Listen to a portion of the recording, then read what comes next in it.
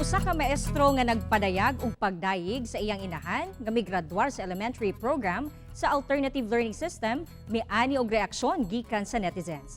Atong sayron ang istorya pinaagi sa report ni Chin Sabute.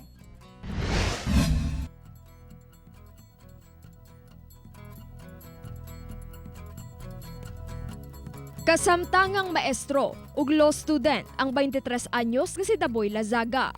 Kinsa ang magdahom nga ang karong respetadong magtutudlo. Gipadako sa usa ka inahan nga grade 2 sa elementarya ang natapos. Inay ikaulaw, gipasigarbo ni Daboy ang iyang mga ginikanan, ilabi na ang iyang nanay Bersing. Sanglit tungod sa kakugini iniisip mag-uma, napadako silang 5 ka mag-igsuon. Ma-describe na ko si mama isip ka ng grabe jud ka fighter. Kanang tanang pagsulay sa kinabuhi iyang nagian para lang ma-raise up ning tanan, especially ako mapahuman ko sa akong pag-eskwela. Sumala sa 58 anyos nga si Nanay Bersing, buot unta niya mahimong teacher o abogada. Apan tungod sa kalisod sa panahon kaniadto, wala siya nahatagan og higayon nga makalampos. Busa nagdesisyon si Nanay Bersing nga mobalik sa pag-eskwela, pinaagi sa alternative learning system.